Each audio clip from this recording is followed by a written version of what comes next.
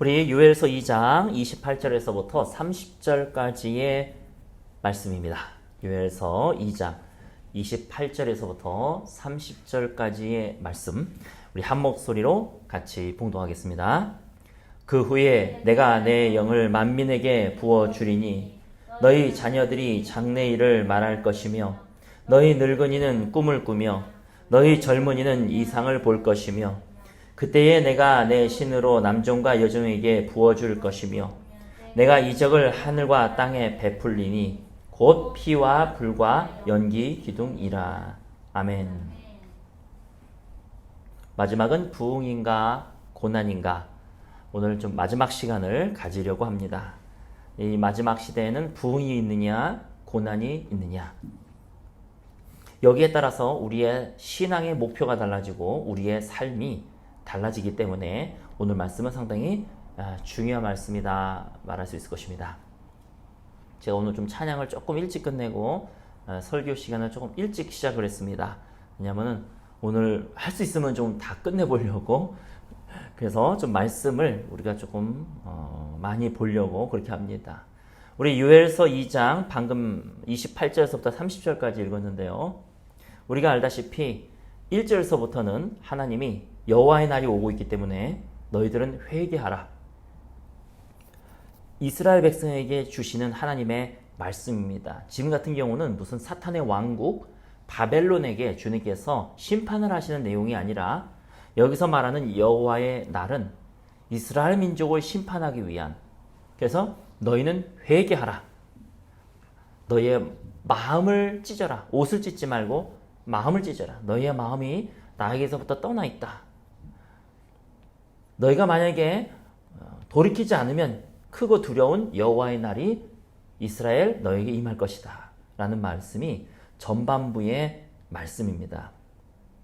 그래서 12절에 보면은 여호와의 말씀에 너희는 이제라도 금식하며 울며 애통하며 마음을 다하여 내게로 돌아오라, 이렇게 회개를 촉구하고 계시는 주의 날, 하나님의 모습을 볼 수가 있습니다.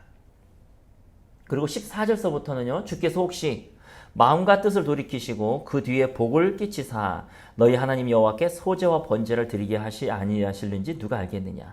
너희는 시온에서 나팔을 불어 거룩한 금식일을 정하고 성회를 선포하고, 이렇게 회개에 대한 모습을 이렇게 하라 하는 모습을 보여주시고 계십니다. 자, 18절에는요, 그래서 이스라엘 민족이 회개를 하고 돌아오는 부분입니다. 그때 여호와께서 자기 땅을 위하여 중심이 뜨거우시며 그 백성을 긍휼히 여기실 것이라. 오늘 이 요엘서 2장 말씀은요, 이것이 현대에 있어서 저는 이 말씀이 적용이 된다고 믿습니다. 이거는 단지 이스라엘 역사를 얘기하자는 것이 결코 아닙니다. 왜냐하면 사도 베드로가 사도행전 2장에서 방언을 했을 때 사람들이 몰려들었잖아요. 이게 어찌된 일이냐 몰려들었을 때 바로 이 요엘서 2장 28절에서 30절 말씀을 인용합니다. 그리고 이것이 지금 현재에 응했다. 이 예언의 일부가 현재에 응했다. 다시 말해서 이 예언은요, 이 이스라엘 역사 포로기에 해당되는 내용이 아니라 사도 베드로도 이것은 장차 일어날 일로 성경을 해석했다는 것이고, 그것이 사도행전에 쓰여 있다는 것입니다. 그래서 오늘 이 말씀은 단순하게 1차 포로냐 2차 포로냐 이걸 떠나서 마지막 후에 있을, 말세에 있을 하나님의 말씀을 우리에게 보여주고 있습니다. 저는요, 현재 지금 한국과 미국의 기독교가 바로 이 회개를 촉구하시는 하나님의 때에 있다고 저는 보고 있습니다. 더 큰 팬데믹이 올 것입니다. 왜냐하면 성경에 써 있습니다. 더 큰 전염병이 올 것입니다. 수백만 명이 죽는 지진도 일어나게 될 것입니다. 이것이 재난의 시작이라고 주님은 말씀하셨습니다. 해도 어두워지고 달도 어두워질 날이 오게 될 것입니다. 그러나 주님께서는 말씀하시는 거예요. 너희는 두려워하지 말아라. 그러니까 회개하고 너의 마음을 돌이켜서 나에게 고정시켜라. 이 멸망할 자식들처럼 너희는 행하지 말고 나에게로 돌아오라 라고 말씀하시는 하나님인데, 어쨌든 지금 현재 일어나고 있는 이 일들은요, 바로 교회를 체질하시는 하나님의 체질 같은 그런 하나의 심판의 기간이라고 저는 믿습니다. 며칠 전에 우연히 제 설교에 인용을 할 저희가 있겠는가 하는 생각은 들긴 하지만, 며칠 전에 우연히 그 선원 목자교회 유기성 목사님 설교를 듣게 됐어요.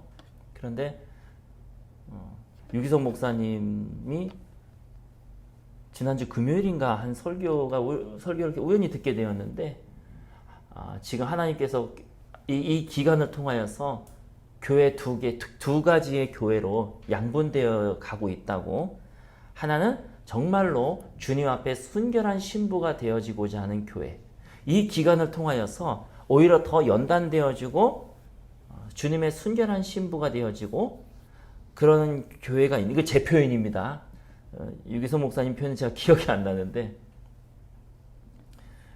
거룩해지는 교회가 있고, 하나는 이 기간을 통해서 멸망하는 그런 교회가 있다. 근데 저는요, 거기서 한 걸음 더 나아가서요, 단순하게 멸망하는 교회가 아니라, 그것뿐만 아니라 어떤 교회들은 분명히 하나님을 떠난 교회인데 메가철치가 될 거예요. 큰 교회가 될 겁니다. 백화점 교회도 될 겁니다. 그래서 제가 말씀드리는 몰락이라고 하는 것은, 성장하는 교회의 몰락이라고 하는 것은 영적인 성장, 영적인 몰락을 얘기해요. 겉모습을 보고 지금 코로나 이전 시대보다 출석 인원이 50%로 줄어든 교회들이 많다. 그래서 교회들이 멸망한다. 이 개념도 맞고, 거기서 그치는 게 아니라 어떤 교회들은요, 정부와 타협하고 또 글로벌리스트들과 타협해서 더 큰 메가처치도 나올 겁니다. 백화점 교회가 나올 거예요.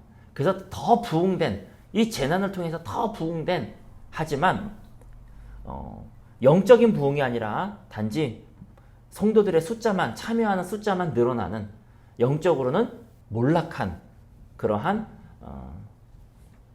중국의 삼자교회나 봉수교회 같은 이런 교회들도 나타나게 될 것입니다. 그래서 저는 어떤 피지컬리하게 성장했냐 죽었냐를 떠나서 영적으로 더 순결해지고, 영적으로 이 연단을 통해서, 이 어려움을 통해서 연단된 교회가 있는가 하면, 타협하거나 없어지거나 타협해서 영적으로 몰락하는 교회, 이렇게 두 가지 교회가 있을 거라고 저는 믿습니다. 그래서 18절에 그때의 여호와께서 자기 땅을 위하여 중심이 뜨거우시며 그 백성을 긍휼히 여기실 것이라. 자, 그 다음에는요, 바로 28절 오늘의 본문입니다. 그 후에 하나님께서 그러한 순결한 그러한 신부들이 있은 후에 내가 내 신을 만민에게 부어주리니, 이제 그 교회들을 통하여서 주님께서는 부흥을 일으키실 것이라고, 마지막 시대의 마지막 추수를 행할 것이라고 저는 믿습니다. 그 후에 내 신을 만민에게 부어주리니 너희 자녀들이 장래일을 말할 것이며 너희 늙은이들은 꿈을 꾸며 너희 젊은이들은 이상을 볼 것이라. 그때 또 내가 내 신으로 남장과 여종에게 부어줄 것이며. 그래서요, 우리 찬양마을 교회는요, 주님 앞에 지금 회개의 복음을 외치고 있습니다. 현대의 변질된 복음을 붙드는 교회들이 다 변질되는 모습을 우리는 보게 될 것입니다. 다 배교하는 모습을 지금도 보고 있습니다. WCC에서는 이미 예수 그리스도 외에 구원의 길이 있다라고 얘기하고 있습니다. 그 WCC에 가입한 우리나라 주요 교단들이 많습니다. 이런 배교의 현장을 지금 우리는 보고 있는 겁니다. 왜 그렇습니까? 복음 자체가 잘못되어 있기 때문입니다.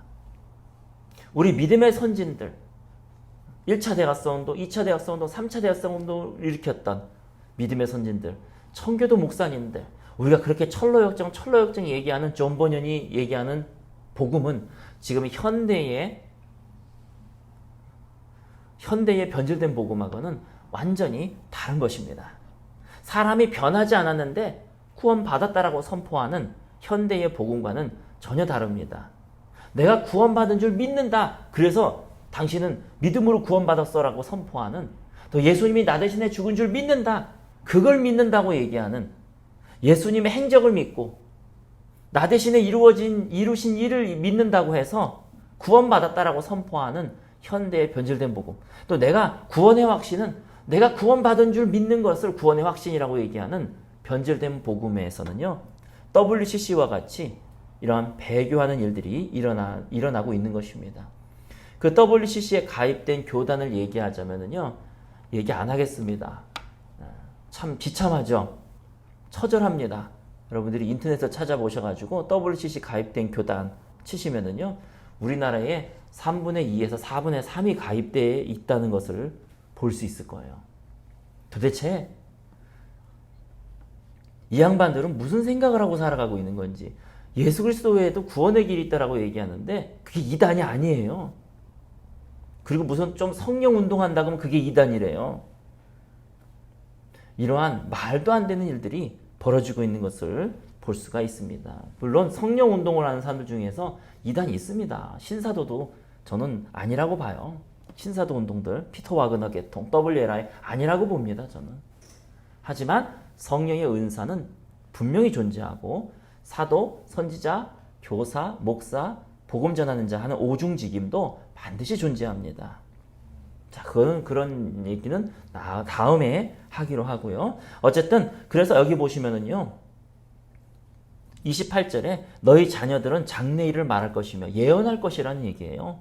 너희 늙은이들은 꿈을 꾸고 젊은이들은 환상을 보게 될 것. 이상 그러면은 환상하고 똑같은 말이거든요. 원어로도 똑같고 히브리어도 똑같은데 환상 그러면 이단이라 그러니까 이상 이렇게 바꿔놓는 거예요. 별거 없어요. 똑같은 겁니다. 환상을 볼 것이라는 겁니다. 여러분, 이러한 일들은 성경에도 써 있고 장래의 일도 써 있습니다. 기사와 이적이 나타날 거라는 것도 써 있습니다. 이러한 부흥이 일어나게 되리라고 저는 믿습니다. 근데 이 부흥은 우리가 요엘서에서 살펴봤듯이 회개로부터 시작될 거예요. 회개로부터 시작되는 부흥, 하나님의 정결한 신부로부터 시작되는 부흥, 여기에 기사와 이적은 덤으로 따라오는 것이지 이 기사와 이적 자체가 부흥이 아니에요. 그거는 덤으로 따라오는 것이고 회개로부터 시작된 복음, 그로부터 시작된 부흥이 주님께서 예비해 두고 계신다는 것이고 거기에 우리 찬양마을교회가 쓰이기를 원하는 것입니다. 어쩌면 오늘은 이제 마지막 세 번째 시간이라서 결론을 제가 맺으면서 다음 단계로 넘어가고 있습니다. 자, 30절 보십시오. 그리고 원래 그리고가 있는데 그리고가 생략되어 있죠. 내가 이적을 하늘과 땅에 베풀리니, 이렇게 부흥이 있은 다음에 이적을 하늘과 땅에, 여기서 이적이라는 건 사인을 얘기하는 거죠. 피와 불과 연기 기둥이다.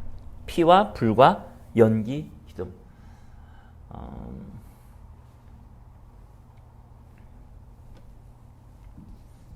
데비 윌커스 목사님의 책을 보면은요, 실제로 이거는 무슨 은유적 표현이 아니라 실제적인 불과 연기 기둥, 이렇게 표현이 되어 있어요. 기상이변, 우리가 해석할 수 없는 이러한 일들이 일어나게 될 것이다. 그리고 31절에 여호와의 크고 두려운 날이 이르기 전에, 자, 여호와의 날이 두 번째 등장합니다.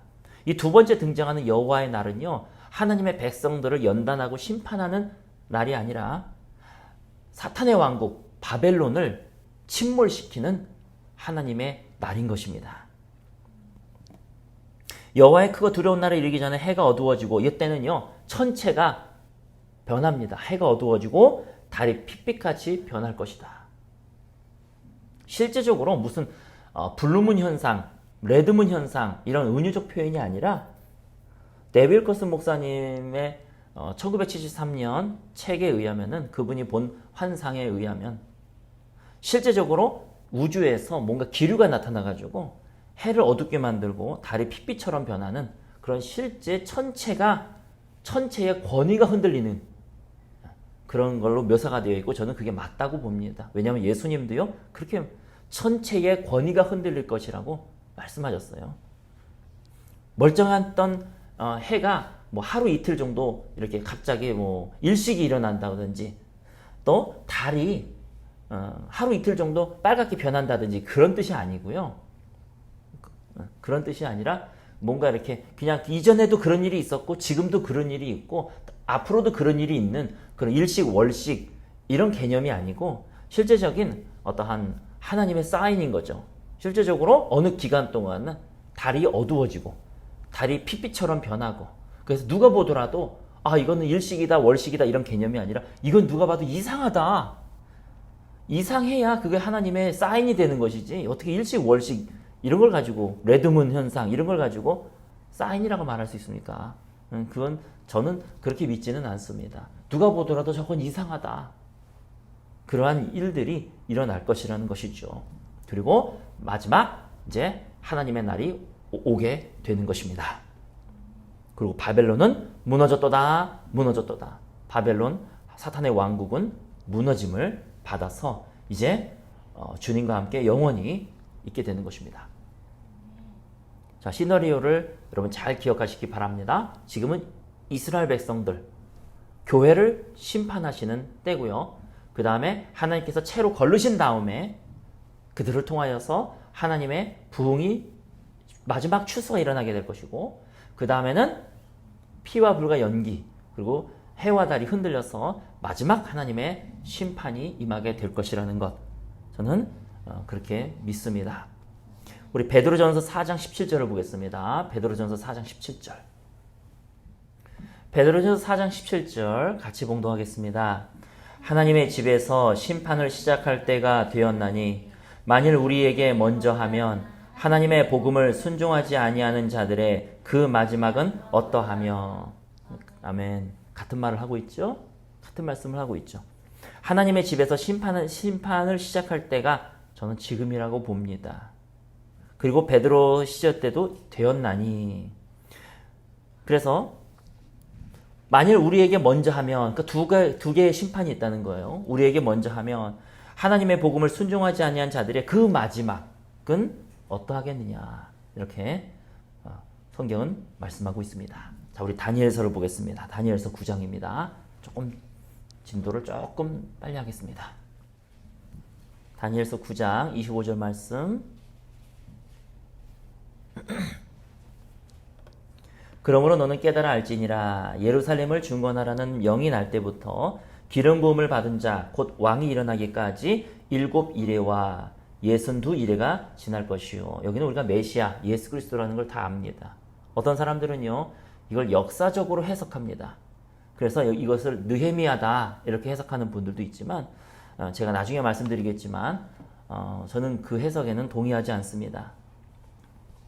제가 이 이유를 좀 이따가 말씀을 드릴게요. 여기는 그냥 메시아입니다. 예수 그리스도가 나타나실 때까지 7 이레와 62 이레가 지날 것이요. 원래 헬라어로는요 메시아라고 써 있어요. 근데 메시아가 꼭 그리스도만 해당되는 거냐? 왕도 메시아라고 말할 수 있고 기름 하나님의 쓰임만 받으면 메시아라고 말할 수 있다. 그렇다고 해서 꼭 느헤미야가 메시아일 필요가 있겠습니까? 이게 연도를 막 찍어다 맞추려니까 느헤미야가 나타나는 것 같은데 저는 거기엔 동의하지 않고요. 이거는 말 그대로 메시아, 성경에서 예언된 예수 그리스도라고 저는 믿습니다. 자, 그래서 예루살렘을 중건하라라는 영이 날 때부터 7 이레 또 62 이레가 지날 것이다. 그 곤란한 동안에 성이 중건되어 광장과 거리가 세워질 것이며. 자,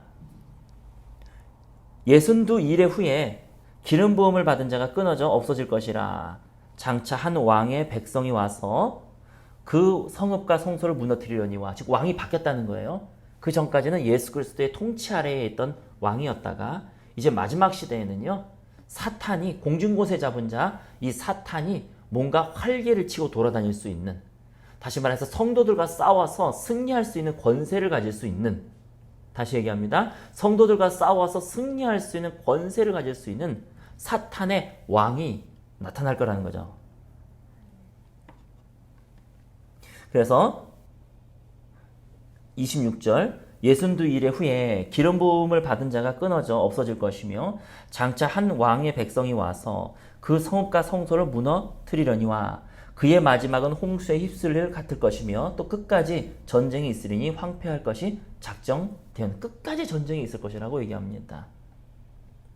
27절에 그가 장차 많은 사람들과 더불어 한 이래 동안에 언약을 굳게 맺고 이제 7년 대환란이 시작이 되는 것이죠. 언약을 맺으면서부터 7년 대환란이 시작이 된다. 일단은 많은 학자들은 그렇게 보고 있습니다.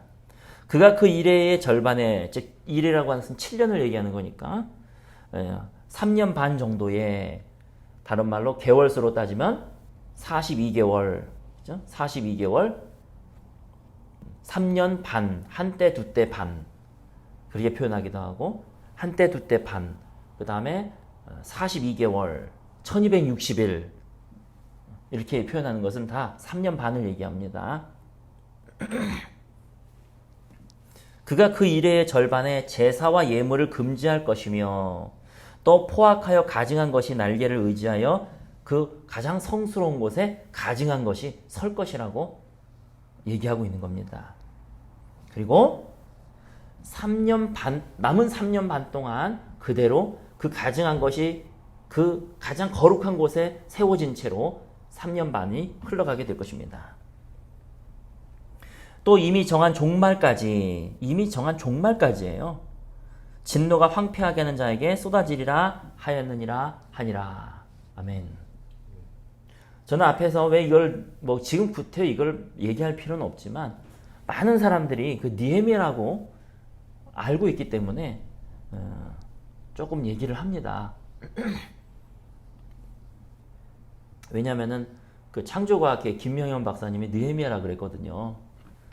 근데 저는 개인적으로 그 말을 받아들이고 있지를 않습니다. 왜냐면은 그래서 여기 보면은 제사를 폐지하는 이러한 사람들을 왕을 또 얘기를 하고 있는데 예수님 오시기 전에 이 예언은 다 끝났다. 그렇게 돼야 되거든요. 그렇게 되면은. 그래서 이것은 예수님 오시기 전의 예언들이지 종말의 예언이 아니다. 그렇게 됩니다. 그렇게 얘기를 할 수가 있는 거예요. 근데 예수님이 뭐라고 말씀하셨습니까? 마태복음에 다니엘이 말한 바 가증한 것이 가장 거룩한 곳에 서거든. 그럼 예수님 때 이미 끝난 예언인데 어떻게 예수님이 그걸 사용할 수가 있습니까? 그러니까 예수님 이후에 이러한 일들이 있을 것이다 라고 얘기를 한 것이죠.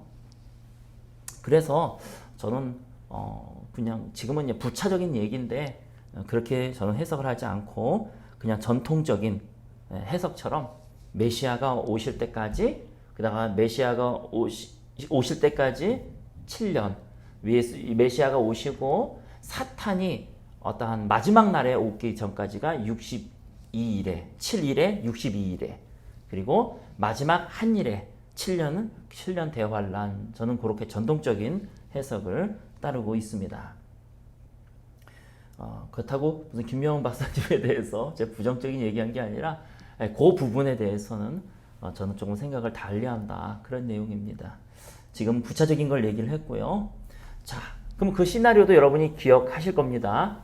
7년 반인데 반 절반 되는 시기에 가장 가증한 것이 가장 거룩한 곳에 세워지게 되고 그것이 또 남은 3년 반 동안 가게 될 것이다.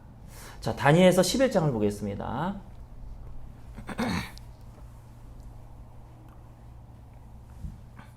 다니엘서 11장 31절 말씀.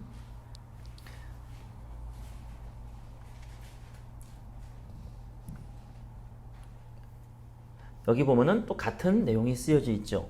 군대는 그의 편에 서서 성소 곧 견고한 것을 더럽히며 매일 드리는 제사를 폐하며 멸망하게 하는 가증한 것을 세울 것이며 성소에다가 세울 것이며. 아하, 그러면 3년 반 지난 다음에 이래의 절반 7년이 시작되면서 언약을 맺고 3년 반 동안의 언약을 지키다가 제사를 매일 드리게 하다가 3년 반 되었을 때에 언약을 깨트리고 거기에 가증한 것을 세운다는 것이죠. 32절. 그가 또 언약을 배반하고 악행하는 자를 속임수로 타락시킬 것이나 중요한 말씀은 바로 이 후 3년 반 동안에 오직 자기의 하나님을 아는 백성은 강하여 용맹을 떨치리라. 이 말씀이 우리에게 너무나 소중하고 너무나 귀한 말씀인 것입니다. 그래서 지금은요, 하나님을 알아야 될 때지 666표를 알아야 될 때가 아니에요.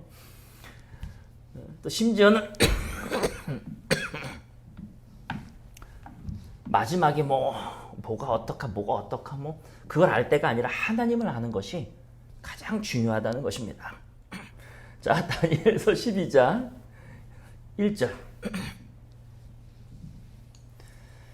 그때에 내 민족을 호위하는 큰 군주 미가엘이 일어날 것이요 또 환란이 있으리니 이는 개국 이래로 그때까지 없던 환란일 것이며. 자, 이 말씀은 마태복음 24장에 주님께서 하신 말씀하고 동일하죠. 이런 환란이 이전에도 없었고 이후에도 없으리라. 즉 마지막 시대에 대환란이 있을 것이라는 것을 7년 대환란이 우리가 보통 그렇게 상식적으로 생각하고 있는 있을 것이라고 얘기를 하고 있는 것이죠. 그때에 내 백성 중 책이 기록된 모든 자가 구원을 받을 것이라. 그래서 책이 기록되는 것이, 생명책이 기록되는 것이 중요한 것이라는 것입니다. 지금은 하나님의 인을 받고 복음을 깨닫고 주님의 택하심을 받는 것이 중요합니다. 2절, 땅의 티끌 가운데서 자는 자 중에서 많은 사람이 깨어나 영생을 받는 자도 있겠고 수치를 당하여서 영원히 부끄러움을 당할 자도 있으리라. 즉 환난 후에 주님께서는 이제 모든 만민을 심판하셔가지고 천국과 지옥으로 보내실 것에 대해서 말씀하고 있는 것이죠. 자, 5절을 보겠습니다. 나 다니엘이 본즉 다른 두 사람이 있어 하나는 강 이쪽 언덕에 섰고 하나는 강 저쪽 언덕에 섰더니 그 중에 하나가 세마포 옷을 입은 자 곧 강물 위쪽에 있는 자 제3자에게 이르되 이 놀라운 일의 끝은 어느 때까지냐 하더라. 자, 이제 끝을 물어본 거죠. 세상 끝에는 어떤 일이 있겠느냐. 7절, 내가 들은즉 그 세마포 옷을 입고 강물 위쪽에 있는 자가 자기의 좌우 손을 들어 하늘을 향하여 영원히 살아계신 이를 가리켜 맹세하여 이르되. 즉 하나님을 가리켜 맹세했다는 얘기는 반드시 일어난다는 얘기죠. 반드시 한때 두때 반때를 지나서 성도의 권세가 다 깨어지기까지니. 3년 반 동안에 성도의 권세가 깨어질 거라는 거예요. 즉 사탄이 승리하는 기간이 3년 반이 있을 거라는 것이죠. 그렇게 되면 이 모든 일이 끝나리라. 그러니까 3년 반 동안에는 언약대로 매일마다 제사가 이루어지지만 3년 반이 되면은 가증한 것을 가장 성스러운 언약을 파괴하고 가증한 것을 가장 성스러운 곳에 세우고 나머지 3년 반 동안에는 성도와 싸워서 승리하는 기간, 성도의 권세가 깨지는 거지. 그 성도가 구원을 못 받고 그런 개념이 아니죠. 하나님께서 이게 공중권세 잡은 자가 3년 반 동안 막 휘두르고 돌아다닐 수 있는 권한을 주신다는 얘기입니다. 그렇게 되면 이 모든 일이 다 끝나리라. 그래서 내가 8절에 내가 듣고도 깨닫지 못한지라 내가 이르되 내 주여 이 모든 일의 결국이 어떠하겠나이까 하니 그가 물으되. 10절, 많은 사람이 연단을 받아 스스로 정결하게 하며 희게 할 것이나 악한 사람은 악을 행하리니 악한 자는 아무것도 깨닫지 못하되 오직 지혜 있는 자는 깨달으리라. 11절, 매일 드리는 제사를 폐하여 멸망하게 할 가증한 것을 세울 때부터 1290일, 약 3년 반이죠. 즉 후 3년 반을 얘기하고 있죠. 그래서 1335일까지 인내하는 자는, 이르는 그 사람은 복이 있으리라 라고 말씀하고 있는 것입니다. 그래서 저는 개인적으로 통과서를 얘기합니다. 7년을 지나가게 될 것이다. 하지만 우리가 두려워하거나 염려할 필요는 없다. 주님께서 우리를 고센 땅으로 인도해 주시고 비록 성도의 권세를 이기는 것처럼 보일지라도 아니다. 주님께서는 우리를 보호하시고 지켜주신다. 그래서 저는 개인적으로 1290일, 1335일에 대해서는 모릅니다. 이게 45일 동안 왜 차이가 나는지 그건 모르겠어요. 1290일 동안에는 어떤 일이 이제 후 3년 반인데 1290일 동안 지나고 또 45일이 더 지난 1335일까지 이르는 자는 복이 있으리라. 45일의 차이와 자세한 거는 저도 모르겠습니다만 약 3년 반 동안 주님 오실 날을 우리가 기다리게 되겠구나.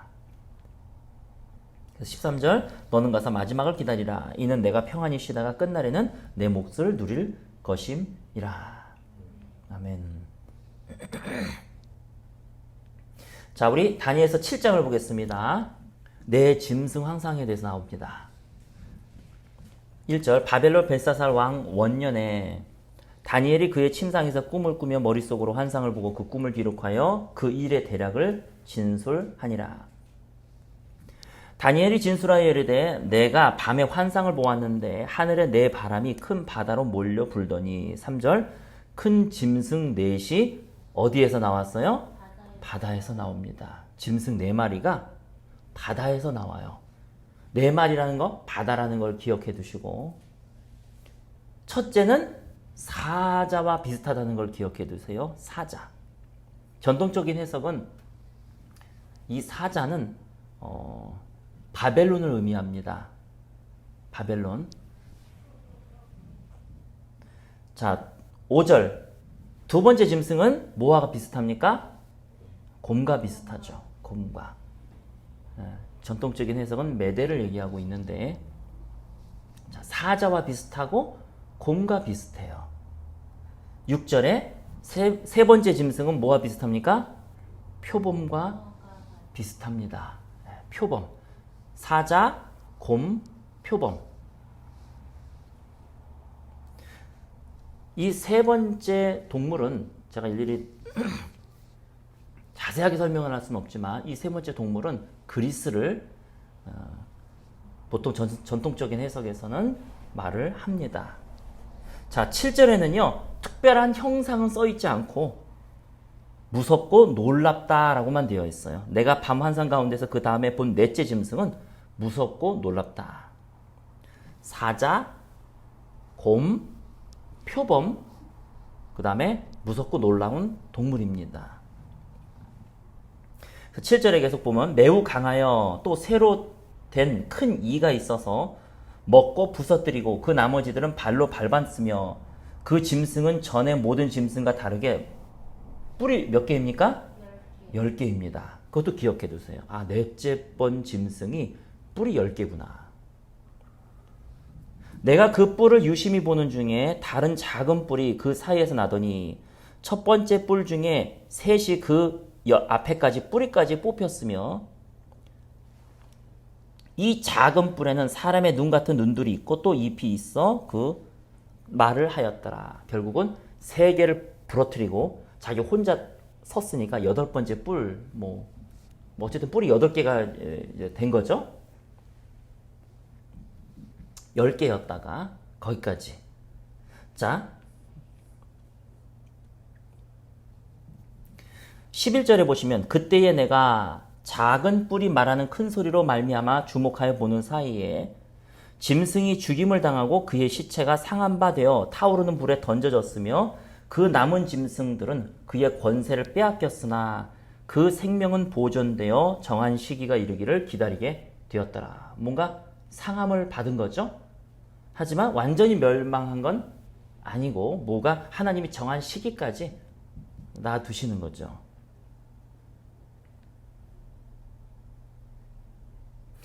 자, 15절에 보면 그 환상에 대한 해석이 쓰여져 있습니다. 15절 나 다니엘이 중심에 근심하여 내 머릿속에 환상이 나를 번민하게 한지라. 내가 그 곁에 모셔 선자들 중 하나에게 나아가서 이 모든 일의 진실을 물으매 그가 내게 말하되 이 일의 해석을 알려주며 이르되 그 내 큰 짐승은 세상에 일어날 내 왕이라. 지극히 높으신 이의 성도들이 나라를 얻으리니 그 누림이 영원하고 영원하고 영원하리라. 자, 첫째, 둘째, 셋째 나라에 대해서는 다니엘이 안 물어봤어요. 근데 우리가 그 전장의 어떤 해석을 통해서 천사들이 또 해석해 주거든요. 그 전장에 보면은 해석을 통해서 바벨론, 그 다음에 바벨론을 멸망시킨 메대, 이 메대를 멸망시킨 페르시아, 바사, 그 페르시아를 멸망시킨 그리스, 그 다음에 로마, 이렇게 우리가 보통 봤을 때에 그거 있잖아요. 금신상, 머리는 바벨론, 그 다음에 가슴은 메대와 페르시아, 그 다음에 허리는 그리스, 발목은 로마. 그 신상 다니엘에 보면 나오죠. 제가 그거를 일일이 지금 다 설명할 시간은 없고, 같은 선상에서 이 첫째 동물은 바벨론, 그 다음에 둘째 동물 곰이죠. 곰은 메대와 페르시아, 그리고 표범은 헬레니즘 문화, 알렉산더 대왕, 그리스, 그리고 나머지 무섭고 그런 짐승은 로마. 그렇게 그 선상에서 같이 해석을 하고 있는 것입니다. 자, 그래서 첫째, 둘째, 셋째는 말고 넷째 짐승에 대해서만 물어봐요. 19절, 이에 내가 넷째 짐승에 관하여 확실히 알고자 하였으니 곧 그것은 모든 짐승과 달라서 심히 무섭더라. 그 이는 쇠요, 그 발톱은 노시니 먹고 부서뜨리고 나머지는 발로 밟았으며, 또 그것의 머리에는 10뿔이 있고 뿔 10개가 다시 나오고, 그 외에 또 다른 뿔이 나오며 새 뿔이 그 앞에서 빠졌고, 그 뿔에는 눈도 있고 그 큰 말하는 입도 있고 그 모양이 그의 동이보다 더 커 보이더라. 내가 본즉 이 뿔이 성도들과 더불어 싸워 그들에게 이겼더니. 또 이 말씀이 중요한 거잖아요. 맨 마지막에 나온 뿔이 성도들과 싸워서 이겼대요. 그럼 우리가 대충 예상이 되죠. 이거 혹시 후 3년 반인가? 23절에 보면 모신자가 이처럼 이르되 넷째 짐승은 곧 땅의 넷째 나라인데 이는 다른 나라들과는 달라서 온 천하를 삼키고 밟아 부서뜨릴 것이며 그 10뿔은 그 나라에서 일어날 10왕이요. 그 후에 또 하나가 일어나리니 그는 먼저 있던 자들과 다르고 또 새 왕을 복종시킬 것이라. 25절, 그가 장차 지극히 높으신 이를 말로 대적하며 또 지극히 높으신 이의 성도를 괴롭게 할 것이며 그가 또 때와 법을 고치고자 할 것이니. 이 언약을 파기하고 때와 법을 고치는 거 혹시 이거랑 또 연결되어 있나? 성도들은 그의 손에 붙임받아 한때 두때 반때 뭔가 맞구나. 그죠? 한때 두때 반때 뭔가 또 맞구나.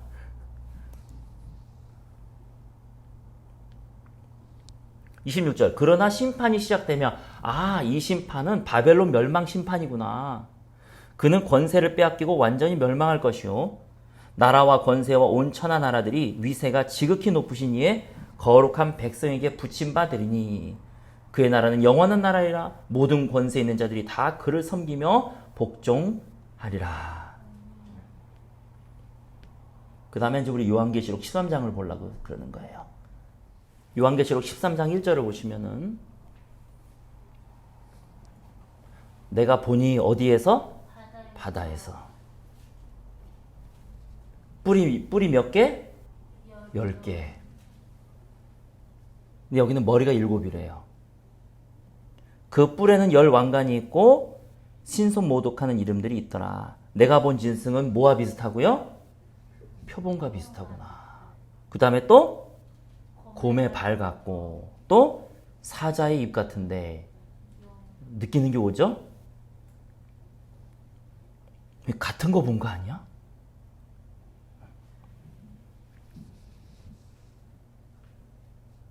그래서 저 개인적으로는요, 무슨 표범은 독일을 의미하고 곰은 사자는 영국을 의미하고 이런 부분에 대해서는 저는 조금 물음표를 붙입니다. 다시 말해서 이 짐승의 본거지는요, 바벨론, 메데, 페르시아, 그리스, 로마.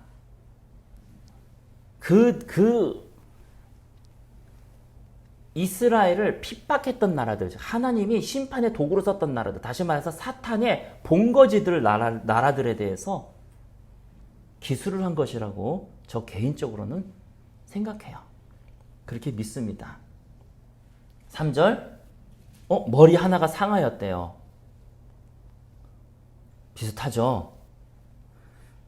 머리 하나가 상하여 죽게 된 것 같더니 그 죽게 되었던 상처가 나음에 온 땅이 놀랍게 여겨 짐승을 따르고 용이 짐승에게 권세를 주므로 용에게 경배하여 짐승에게 경배하여 이르되 누가 이 짐승과 같으냐 누가 능히 이와 더불어 싸우리요 하더라. 5절 또 짐승이 과장되고 신성모독을 하는 입을 받고 몇 달 동안? 42달 동안 일할 권세. 또 3년 반이네.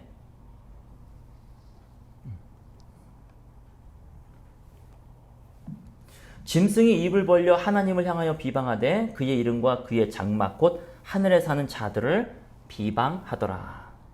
7절 같이 봉독하겠습니다. 또 권세를 받아 성도들과 싸워 이기게 되고 또과 백성과 방언과 나라를 다스리는 권세를 받으니 와 후 3년 반이구나. 성도들과 싸워서 승리야. 다니엘서하고 어떻게 똑같습니까?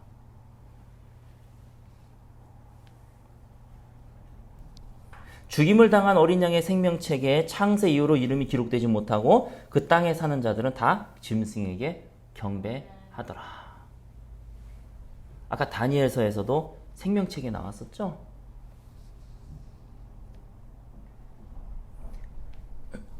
10절에 사로잡힐 자는 사로잡혀갈 것이요 칼에 죽을 자는 마땅히 칼에 죽을 것이니 성도들의 인내와 믿음이 여기 있느니라.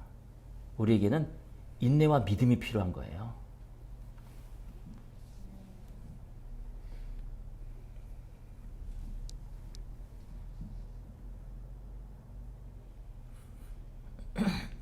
그리고 사도 요한은 하나 더 짐승 하나를 더 봅니다. 내가 몸에 또 다른 짐승이 요번에는 땅에서 올라오는 거죠. 그래서 여기서부터 666표가 또 등장하게 되는 그런 말이 나옵니다. 자, 우리 요한계시록 16장을 보겠습니다. 요한계시록 16장. 저는 다니엘서 아까 7장을 이미 예수님 이전에 이루어진 일로 보는 게 아니라 그것을 비유로 해서 새로운 로마, 영적인 로마 제국, 앞으로 일어날 그런 영적인 로마 제국으로 저는 봅니다.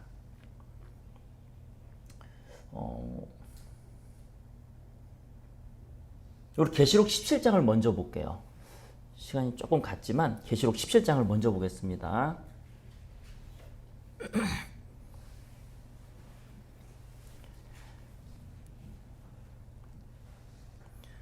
또 7 대접을 가진 7 청사 중 하나가 와서 내게 말하여 이르되 이리로 오라. 많은 물 위에 앉은 큰 음녀가 받을 심판을 너에게 보이리라.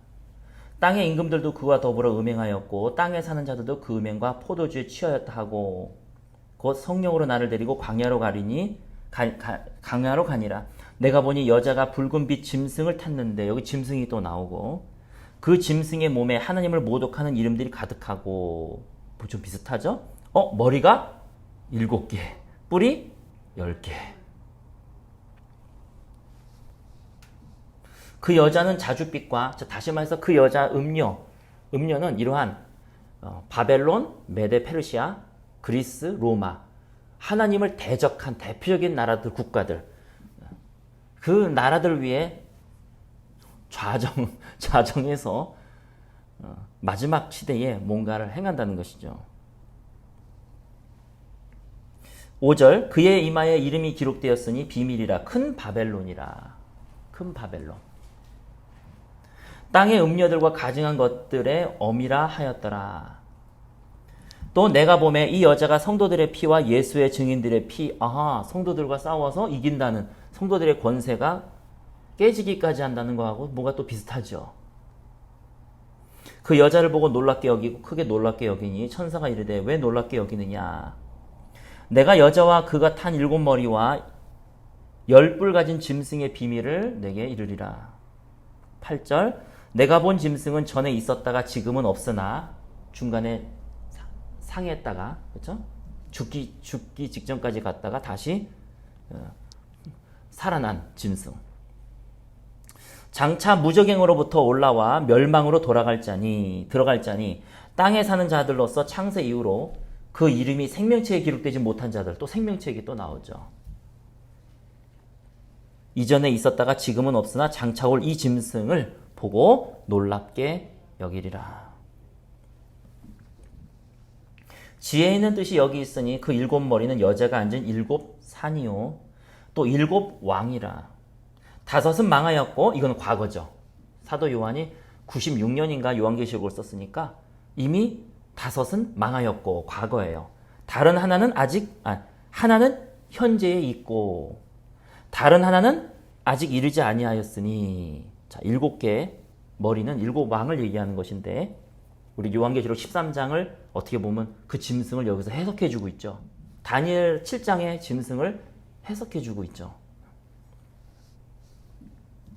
그러니까 다섯은 이미 망한 거고요. 하나는 현재에 있고 로마의 군주인 것 같아요. 하나는 제가 생각하기에는 로마인데 또다시 태어날 왕. 이르면 반드시 잠시 동안 머무리라. 잠시 동안 있다가 없어질 겁니다. 11절. 전에 있었다가 지금 없어진 그 짐승은 여덟째 왕이니 일곱 중에 속한 자라. 그가 멸망으로 들어가리라.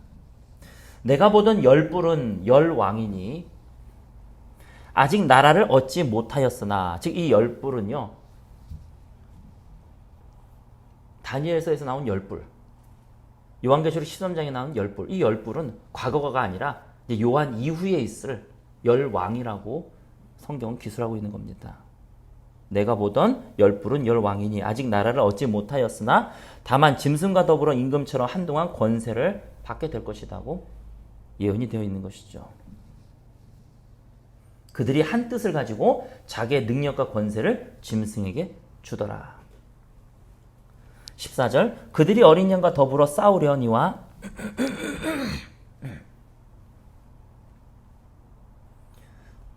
어린 양은 만주의 주시요 만왕의 왕이심으로 그들을 이기실 터이요 또 그와 함께 있는 자들 곧 부르심을 받고 택하심을 받은 진실한 자들도 이기리로다. 또 천사가 내게 말하되 내가 본 바 음녀가 앉아있는 물 백성과 무리와 열국과 방언들이니라. 저는 확실하게는 더 알아봐야 되겠지만 바다에서부터 올라왔다 그 바닷물이 백성과 무리와 열국 방언들을 표현하는 거 아닌가, 제 개인적으로는. 그래서 좀 더 이거는 좀 제가 더 연구를 해봐야 됩니다. 16절. 내가 본 바 이 열뿔과 짐승은 음녀를 미워하여 망하게 하고 벌거벗게 하고 그의 살을 먹고 불로 아주 사르리라. 이는 하나님이 자기 뜻대로 할 마음을 그들에게 주사 한 뜻을 이루게 하시고 그들의 나라를 그 짐승에게 주게 하시되 하나님의 말씀이 응하기까지 그것을 허용하시고 그 다음에는 그들 스스로 거의 자멸하는 것 같은 느낌이 들죠. 그래서 너가 본 그 여자는 땅의 왕들을 다스리는 큰 성이라 하더라. 이렇게 말씀하고 있습니다. 그래서 마지막에는요, 결국은 그 열뿔 또 음료는 망하게 된다는 것입니다. 자, 어떻게 망하게 되느냐? 우리 계시록 16장을 보겠습니다. 이제 마지막 진노의 일곱 대접이에요. 일곱 인을 띄었고 그 다음에 일곱 나팔, 그 다음에 일곱 대접. 자, 일곱 대접은요, 마지막 음녀에게 내리는 심판, 바벨론에게 내리는 심판, 불과 연기 기둥, 핏빛, 천체가 흔들리는 그 후에 있을 이제 마지막 후 3년 반이 지나고 있는 마지막 심판이다 라고 저는 믿고 있습니다. 자, 1절에 보시면 또 내가 들으니 성전에서 큰 음성이 나서 일곱 천사에게 말하되 너희는 가서 하나님의 진노의 일곱 대접을 땅에 쏟으라. 첫째 천사가 가서 그 대접을 땅에 쏟음에 표를 받은 사람들과 그 우상에게 경배하는 자들에게 악하고 독한 종기가 나더라. 그러니까 이 심판은요, 하나님의 백성에 대한 심판이 아니에요. 이거는요, 바벨론에 대한, 짐승에 대한, 음녀에 대한 심판입니다. 둘째 천사가 그 대접을 바다에 쏟음에 바다가 곧 죽은 자의 피같이 되니 모든 생물이 죽더라. 셋째 천사가 그 대접을 강과 물 근원에 쏟음에 피가 되더라. 내가 들으니 물을 차지한 천사가 이르되 전에도 계셨고 지금도 계신 거룩하신 이여 이렇게 심판하시는 것이 의로우시니이다. 8절 넷째 천사가 그 대접을 땅에 쏟으며 해가 권세를 받아 불로 사람들을 태우니. 그리고 다섯째 천사가 그 대접을 짐승의 왕자에 쏟음에. 짐승의 왕자에 쏟는구나. 그 나라가 곧 어두워지며 사람들이 아파서 자기 혀를 깨물고 아픈 것과 종기로 말미암아 하늘의 하나님을 비방하고 그들의 행위를 회개하지 아니하더라. 여섯째 천사가 그 대접을 큰 강 유프라테스에 쏟음에 강물이 말라서 동방에서 오는 왕들의 길이 예비되다. 내가 보매 개구리 같은 더러운 영이 용의 입과 짐승의 입과 거짓 선지자 입에서 나오니 그들은 귀신의 영이라. 이적을 행하여 온 천하 왕들에게 가서 하나님 곧 전능하신 이의 큰 날에 있을 전쟁을 위하여 그들을 모으더라. 15절 이때 이제 보라 내가 도둑같이 오리니 누구든지 깨어 자기 옷을 지켜 벌겨벗고 다니지 아니하며 자기의 부끄러움을 보이지 아니하는 자는 복이 있도다. 이제 보라는 거예요. 내가 도둑같이 이제 임하게 될 것이라는 것입니다. 마치 여러분 이것이 출애굽기의 10가지 심판 같은 느낌이 들지 않습니까? 그 출애굽기 10가지 심판에서 고센 땅은 하나님께서 안전하게 지켜주셨어요. 이것은 생명책에 기록되지 않은 짐승의 표를 받고 짐승에게 절한 모든 자들에게 내리는 심판이 될 것입니다. 이 16절에 이제 아마게돈 전쟁이 여기서 나오죠. 인류 최후의 전쟁. 17절 일곱째 천사가 그 대접을 공중에 쏟음에 큰 음성이 성전으로부터 나와서 이르되 이르러 다 되었다. 마치 예수님께서 다 이루셨다 하는 것처럼. 그래서 지진이 임하게 되고 19절에 큰 성이 세 갈래로 갈라지고 만국의 성들도 무너지고 성 바벨론이 하나님 앞에서 무너지게 되는 것이죠. 그리고 무게가 한 달란트나 되는 큰 우박이 하늘로부터 사람들에게 떨어지게 되는 것입니다. 이렇게 최후의 바벨론은 심판을 받게 될 것입니다. 제가 보고자 하는 것은 마지막으로 보고자 하는 것은 계시록 14장입니다. 아까 계시록 13장 대환란 시기 때 계시록 13장과 마지막 심판 16장 사이에 14장이 있어요.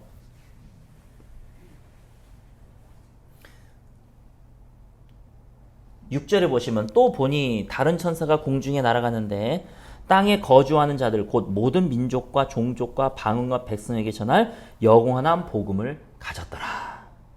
아까 같은 경우는 주로 심판 쪽을 좀 본 거고 지금 같은 경우는요 하나님의 나라 확장을 조금 보고 있는 겁니다. 이때에 땅에 거주하는 자들 곧 모든 민족, 유대뿐만 아니라 이스라엘의 회복뿐만 아니라 모든 민족, 모든 종족, 모든 방언, 모든 백성에게 전할 영원한 복음이 존재하고 있다는 것입니다. 아멘?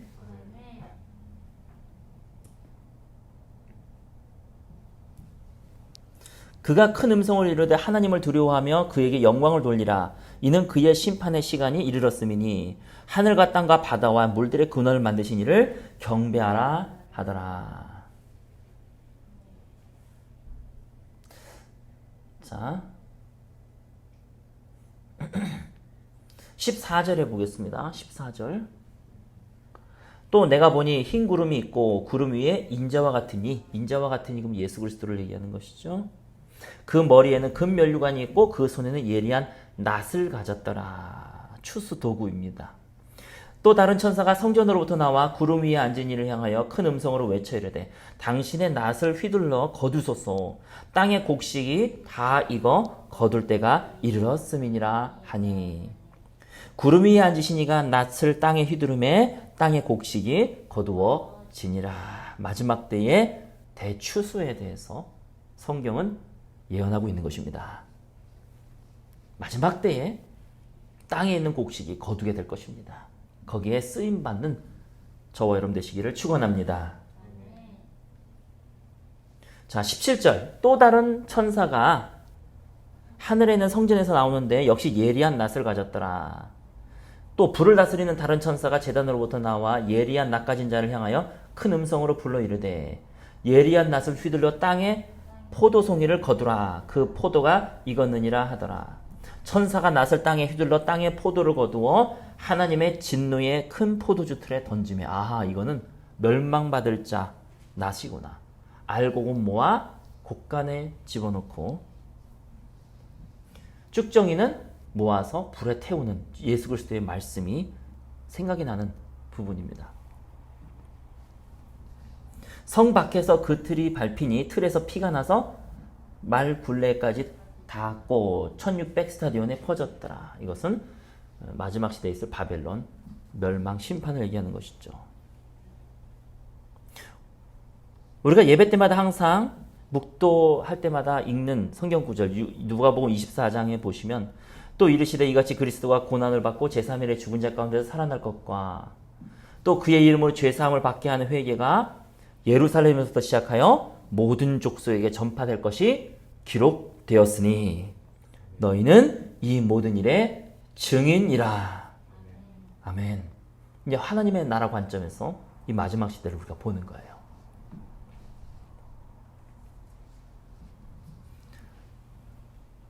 우리 마태복음 24장 처음부터 끝까지 조금 보고 싶은데 벌써 9시 20분이 다 돼가서 우리 마태복음 24장에 예수님께서 마태복음 24장이 이제 절정이죠. 예수님이 쫙 정리해 놓으셨죠.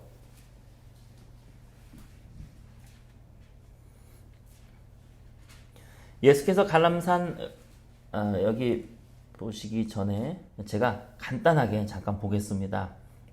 꼭 마태복음 24장을 집에서 한번 꼭 살펴보시기 바랍니다. 3절 예수께서 감난산 위에 앉으셨을 때에 제자들이 조용히 와서 이르되 우리에게 이르소서 어느 때에 이런 일이 있겠사오며 또 주의 임하심과 세상 끝에는 무슨 징조가 있겠습니까? 자 6절에 난리와 난리 소문을 듣겠으나 두려워하지 마라. 민족이 민족을 나라가 나라를 대적할 건데 이것이 재난의 시작이다. 9절 그때에 사람들이 너희를 환난에 넘겨주고 너희를 죽이리니 너희가 내 이름 때문에 모든 민족에게 미움을 받으리라. 그때에 많은 사람이 실족하게 되어 서로 잡아게 되고 미워하겠고 그래서 13절에 보면 그러나 끝까지 견디는 자는 구원을 얻으리라 하고 14절에 이 천국 복음이 모든 민족에게 증언되기 위하여 온 세상에 전파되리니 그제야 끝이 오리라. 아멘. 앞에 부분은요. 주의 백성들이 받는 고난, 연단 이런 부분에 대해서 말씀하고 계시고요. 14절에 이제 천국 복음이 온 세상에 전파되어야 끝이 올 것이다. 부흥을 주님께서 말씀하시고 계십니다. 자, 15절 그러므로 너희가 선지자 다니엘이 말한 바 멸망에 가증한 것이 거룩한 곳에 선 것을 보거든 읽는 자는 깨달을진저. 이게 어떻게 과거에 예수님 오시기 전에 일어났다고 말할 수 있습니까? 아니죠. 이거는 미래의 마지막 일이죠. 대환란 때의 일이죠. 예수님이 지금 환란을 얘기하면서 이 얘기를 하고 계시잖아요. 이건 대환란 때의 얘기죠. 그때 유대에 있는 자들은 산으로 도망할지니라. 지붕 위에 있는 자는 집 안에 있는 물건을 가지러 내려가지 말고 18절에 밭에 있는 자는 겉옷을 가지러 돌이키지도 말고 20절에 너희가 도망하는 일이 겨울에나 안식일에 있지 않도록 기도하라. 21절 이는 그때에 큰 환란이 있겠습니다. 창세로부터 지금까지 이런 환란이 없었고 후에도 없으리라. 이거 아까 어디서 많이 봤죠.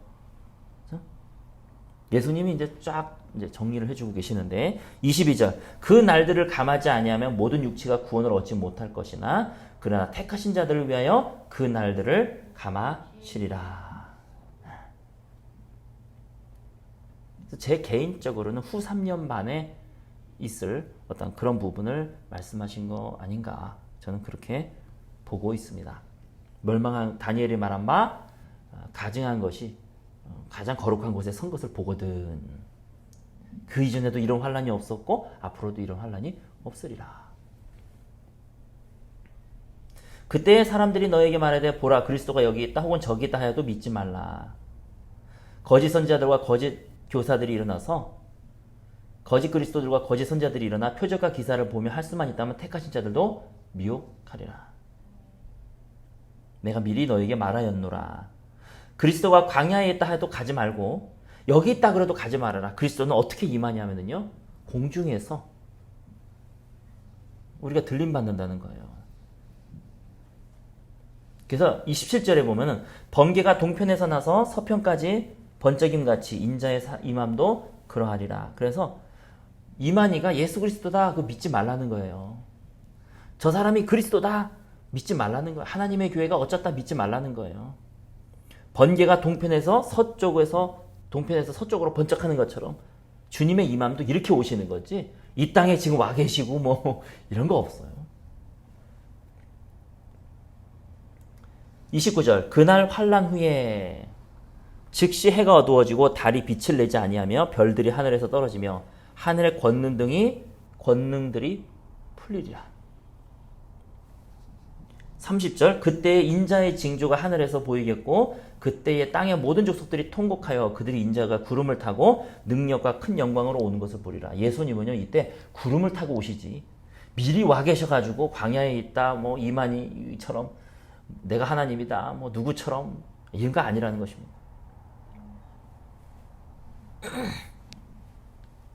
그가 큰 나팔 소리와 함께 천사들을 보내리니 그들이 그의 택하신 자들을 하늘 이 끝에서 저 끝까지 사방에서 모으리라.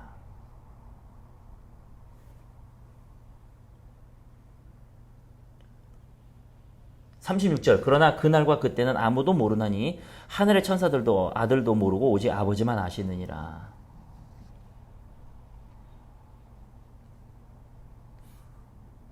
그래서 40절에 보시면 그때에 두 사람이 밭에 있음에 한 사람은 데려가고 한 사람은 버려둠을 당할 것이요. 천사들이 쭉 모으는 거잖아. 이것을 우리가 휴거라고 얘기를 하죠. 두 여자가 맷돌질을 하고 있음에 한 사람은 데려가고 한 사람은 버려둠을 당할 것이니라. 그러므로 깨어있으라. 어느 날에 너희 주가 임할는지 너희가 알지 못하느니라. 44절 이러므로 너희도 준비하고 있으라. 생각하지 않은 때에 인자가 오리라.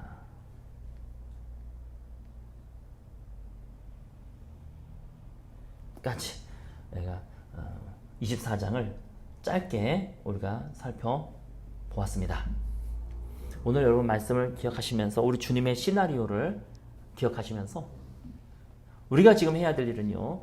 주님의 더욱더 순결한 신부가 되고 주님의 생명책에 기록되기를 바라면서 복음에 대해서 더 알고 주님 나의 죄를 좋아하는 나의 이 본성을 주님께서 하감하오셔서 죄의 본질을 깨달을 수 있는 눈을 주시고 또 예수 그리스도의 믿음을 소유할 수 있는 은혜를 우리에게 주셔서 하나님 우리가 이 기간 동안에 부흥회를 준비하는 아름다운 교회 되게 하시고 우리가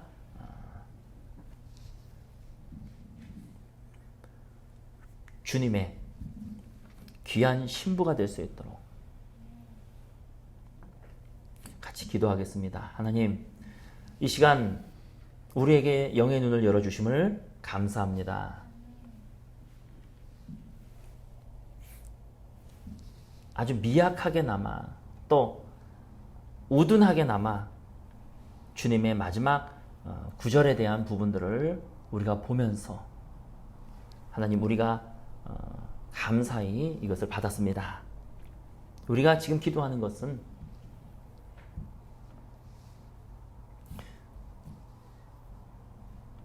주님 우리의 눈을 열어주셔서 죄의 본성을 깨닫게 해주시옵소서. 또한 예수 그리스도의 믿음을 소유할 수 있는 은혜를 우리에게 주시옵소서. 이 안개와 같이 사라질 것에 대해서 우리가 생각하고 급급해하는 것이 아니고 우리가 부흥을 준비하고 주님께서 요엘서를 통해서 말씀하셨던 것, 마태복음을 통해서 요한계시를 통해서 말씀하셨던 그 추수를 준비할 수 있는 아버지 하나님 우리 찬양마을교회와 또 우리 성도들 되게 하여 주시옵소서. 우리의 관심이 우리의 목표가 바로 그것에 있게 하여 주시옵소서. 복음을 알고 복음을 전하여 추수할 수 있는 자들로 삼아 주시옵소서. 감사와 찬양을 드리며 우리 주 예수 그리스도 이름으로 기도드리옵나이다. 아멘.